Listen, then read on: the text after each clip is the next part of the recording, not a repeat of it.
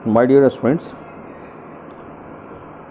आज जो मैं संगीत में जो अपने टॉपिक की शुरुआत करने जा रहा हूँ वो है सरगम।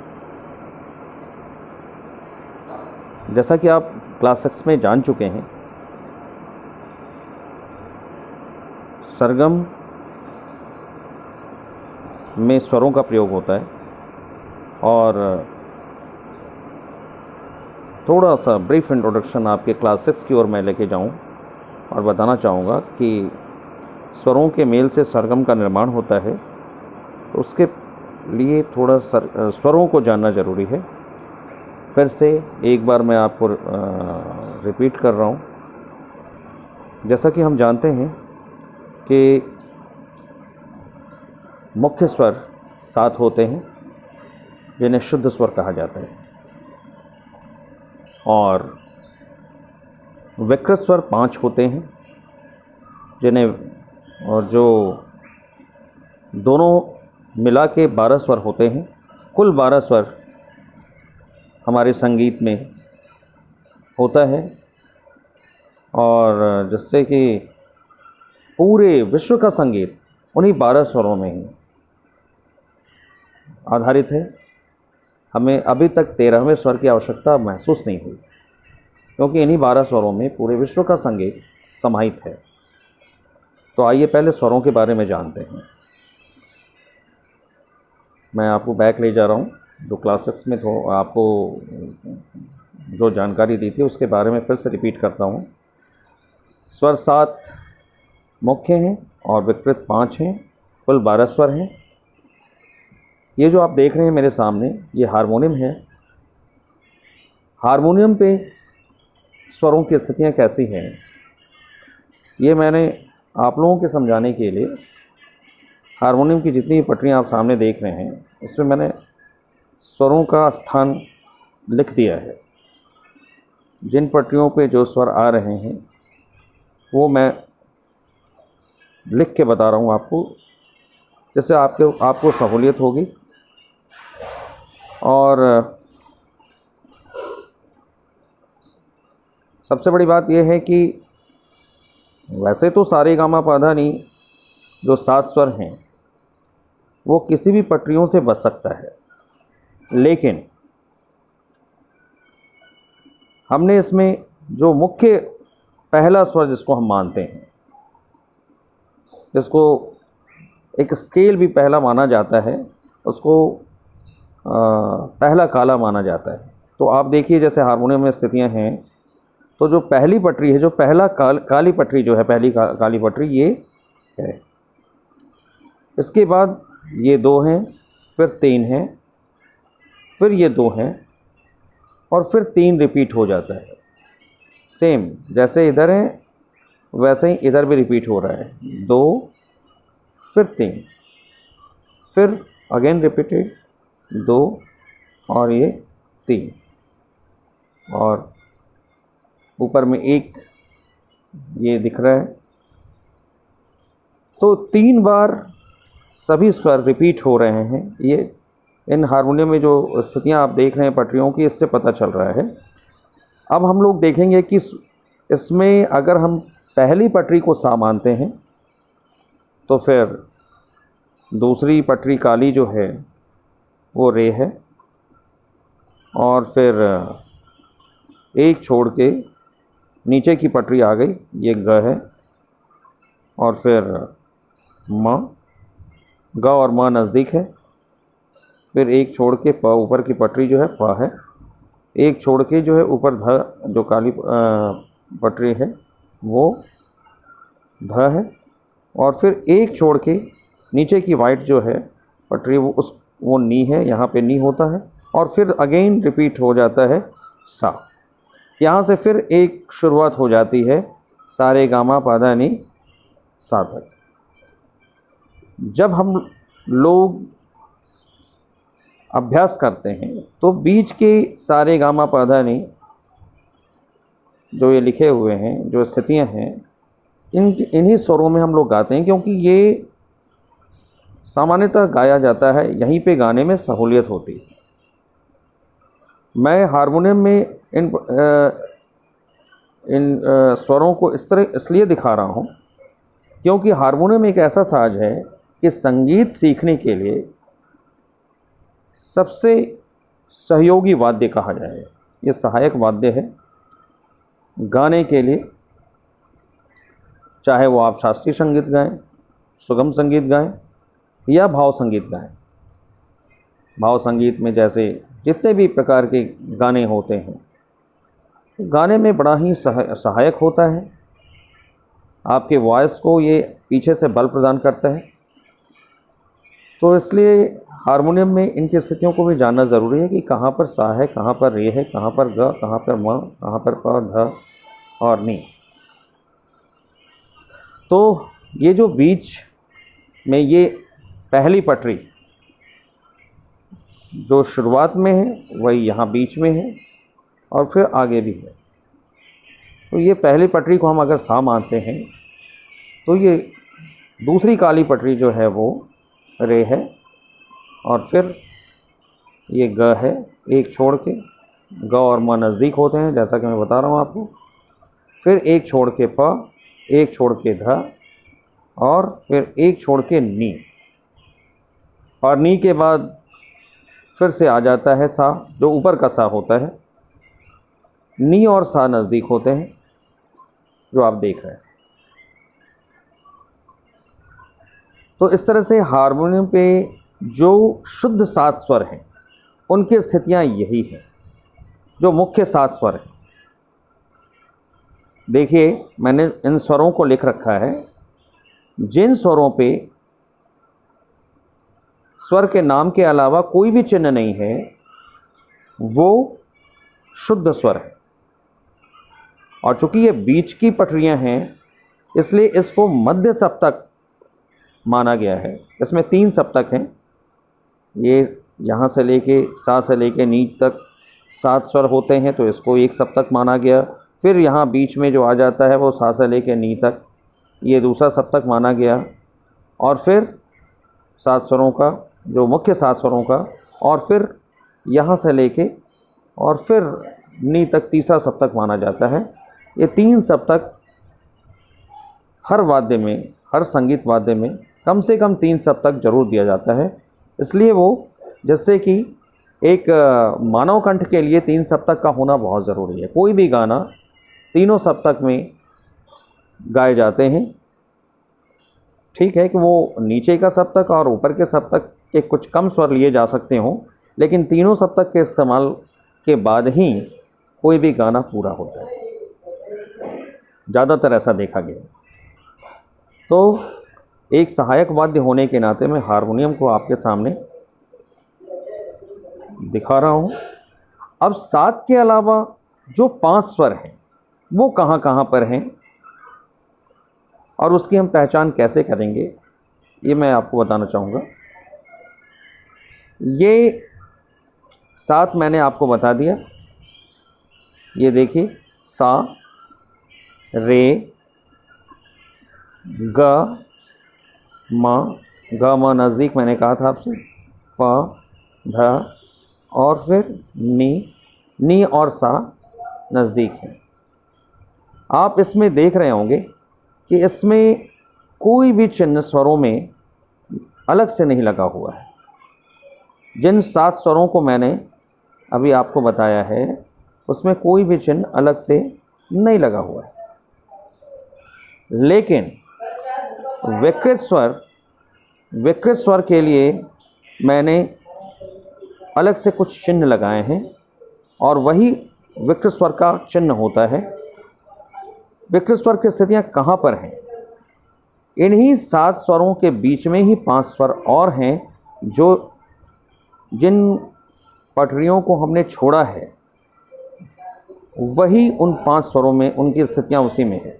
अब देखिए सा के बाद एक और रे है जो शुद्ध रे से पहले है। ये कोमल रे कहलाता है। दोनों रे में कुछ अलग पहचान होनी चाहिए, इसलिए उसका नाम रखा गया कोमल रे।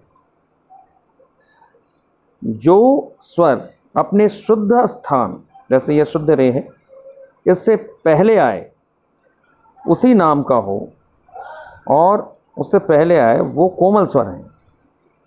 वैसे स्वर देखिए आप, रे के पहले कोमल रे, ग के पहले कोमल ग, और उसी तरह से ध के पहले कोमल ध, और नी के पहले कोमल नी, यानी शुद्ध नी के पहले आ रहे हैं। जो स्वर शुद्ध स्वर के पहले आता है उसी नाम का, जैसे नी के पहले नी, ध के पहले ध, ग के पहले ग और रे के पहले रे, ये 4 स्वर हैं, रे ग ध नी। ये आप देखिए इसके नीचे ये कोमल स्वर हैं और इनकी पहचान है, लिखित रूप से पहचान के लिए इसके नीचे में आप देखिए कि एक डैश दिया गया है। यही दूसरे रे की पहचान है, यानी कि जो कोमल रे है, ये तो शुद्ध रे हुआ, और कोमल रे, कोमल ग, कोमल ध और कोमल नी की पहचान है। उसकी पहचान नीचे नी के ऊपर, ये स्वरों के ऊपर डैश दिया जाता है। इससे लिखित रूप से पहचान इसकी यही है, बनती है। और एक स्वर है ऐसा माँ, जो कि अपने शुद्ध स्थान के बाद एक और माँ आता है। चूँकि ये शुद्ध माँ के बाद माँ आ रहा है, इससे ऊपर है, इसलिए इसको तीव्र माँ कहते हैं। तीव्र माँ, ये शुद्ध माँ है, ये तीव्र माँ है, क्योंकि इसके बाद आ रहा है, शुद्ध माँ के बाद यह माँ आ रहा है। एकमात्र ये ऐसा स्वर है जो अपने शुद्ध स्थान के बाद इन 5 स्वरों में, 5 विकृत स्वरों में माँ एक ऐसा स्वर है जो अपने शुद्ध स्थान के बाद आता है। इसको चिन्हित करने के लिए माँ के ऊपर खड़ी पाई, जैसा कि आप देख रहे हैं, दी जाती है। तो ये तीव्र माँ है। हारमोनियम में आप देख रहे हैं कि स्वरों की स्थितियाँ यही है। जो हम शुद्ध 7 स्वर बजाते हैं वो सा, रे, ग, म, प, ध और नी। ये 7 स्वर जो हम बजा रहे हैं उसमें जिन जिन पटरियों को हमने छोड़ा है वही 5 हैं, उन्हीं को हम विकृत स्वर कहते हैं। वो कोमल रे छोड़ दिया, दूसरा कोमल ग छोड़ दिया, तीसरा तीव्र माँ छोड़ा, चौथा कोमल ध छोड़ा और 5वां कोमल नी छोड़ा। तो ये चीज़ है, ये स्वरों की स्थितियां हैं, जो कि सा सबसे नीचे, उससे ऊपर कोमल रे, उसके बाद रे, शुद्ध रे, फिर कोमल ग, उससे ऊपर शुद्ध ग, फिर माँ, और माँ से ऊपर तीव्र माँ, पा से ऊपर कोमल ध, कोमल ध के ऊपर आता है शुद्ध ध, फिर कोमल नी, और इससे ऊपर शुद्ध नी। ये नी तक ही 7 स्वर या 12 स्वर खत्म हो जाता है।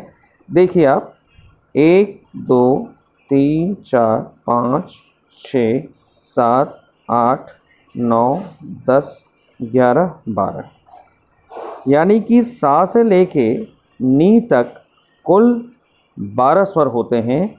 7 शुद्ध जो यहाँ पर देख रहे हैं बिना चिन्ह वाले, और 5 विकृत जिसमें चिन्ह डैश नीचे या माँ के ऊपर खड़ी पाई के रूप में लगाया हुआ है।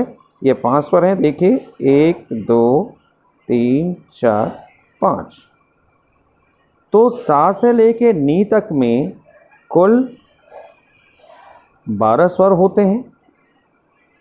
नाम के अनुसार 7 ही स्वर हैं, सारे गामा पाधा नी, लेकिन स्थितियों के अनुसार 12 हैं, उन्हीं में से रे गा मा धा नी 5 स्वर को 2-2 रखा गया और इन 2 स्वरों में ये 5 गुने 2 यानी कि 10 हो जाते हैं। जैसे 1 2 3 4 5 6 7 8 9 10। लेकिन सा और प, ये जो 2 स्वर देख रहे हैं आप, ये अकेला ही होता है, इसके 2 रूप नहीं हैं। और बाकी जो 5 स्वर हैं, 7 में से 5 स्वर हैं, उसके 2 रूप हैं, शुद्ध और दूसरा विकृत। ये चीज़ें आपको मैंने पहले भी स्वर के लिए, स्वर के जानकारी जब क्लास में दे रहा था तो मैंने आपको बताया है। तो कुल मिला के भारतीय संगीत में हमारे 12 स्वर निश्चित किए गए हैं और 12 स्वर पे ही पूरे विश्व का संगीत आ जाता है। कोई अलग से उसमें 13वें स्वर की ज़रूरत नहीं है। 12 स्वर में ही सारे जितने भी संगीत बन रहे हैं, पहले जितने भी संगीत तैयार किए गए या जो बाद में अभी जो बन रहे हैं वर्तमान में और भविष्य में जो तैयार किए जाएंगे, उनमें 12 स्वर का ही इस्तेमाल होता है। तो आपने देखा हारमोनियम पे एक विशेष बात, अगर हम हारमोनियम बजाते हैं तो उसमें इस बात का बड़ा ही ध्यान रखना होगा। क्योंकि हारमोनियम के बारे में मैं इसलिए बता रहा हूँ क्योंकि ये लर्नर्स के लिए, सीखने वालों के लिए हारमोनियम बहुत ही महत्व रखता है और वो ज़्यादातर बच्चे, ज़्यादातर स्टूडेंट्स हारमोनियम को लेके ही सीखना शुरू करते हैं। तो अगर हारमोनियम आपके पास है या आपके स्कूल में भी आप जानते हैं, तो हम सरगम के साथ में हारमोनियम पे उसकी स्थितियाँ क्या हैं, स्वरों की स्थितियाँ क्या हैं, ये भी जाने तो बहुत अच्छी बात है। सारे गामा पाधा नी और सा बजाने के लिए एक शॉर्टकट मेथड मैं आपको बताऊं कि सा के बाद रे बजाना है, 1 पटरी छोड़ दीजिए। रे के बाद ग बजाना है, 1 पटरी छोड़ दीजिए।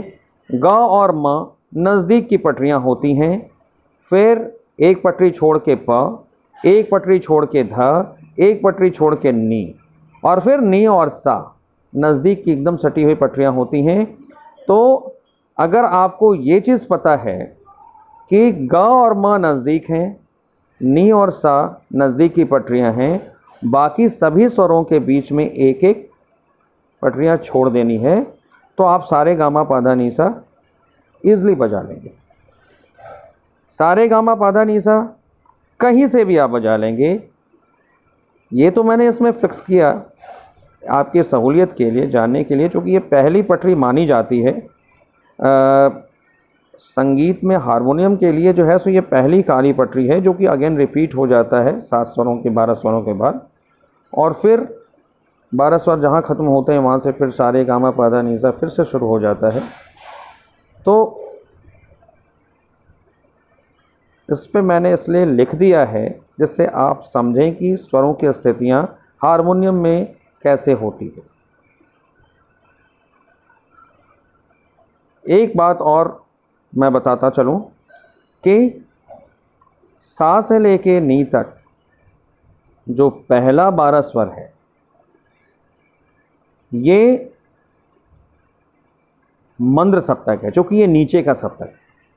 नीचे का सप्तक है जिसकी आवाज़ मोटी होती है। ध्वनि की एक विशेषता है कि जैसे जैसे ध्वनि नीचे की ओर जाती है वो मोटी होती जाती है, और जैसे जैसे ध्वनि ऊपर की ओर जाती है तो ध्वनि पतली होती चली जाती है। तो ये नीचे का जो सप्तक है, इसको एक विशेष नाम दिया गया है मंद्र सप्तक। मंद्र सप्तक में मैंने आपसे बताया कि 12 स्वर होते हैं, और ठीक उसी तरह से इसके दोगुने ऊंचाई पे फिर वही रिपीट करता है, और फिर यहाँ सा से लेके नी तक भी 12 स्वर होते हैं, और चूँकि ये बीच का 12 स्वर है इसलिए इसको मध्य सप्तक कहते हैं। और फिर तीसरे सप्तक के लिए फिर वही 12 स्वर होते हैं और इसको हम तार सप्तक के नाम से जानते हैं।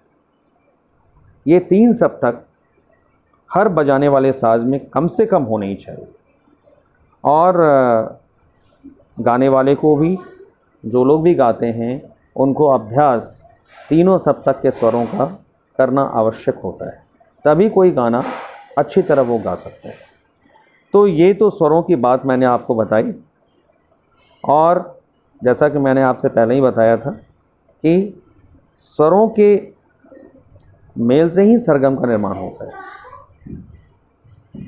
तो हम लोग नेक्स्ट पार्ट में स्वरों से के मेल का एक सुंदर सरगम सीखेंगे।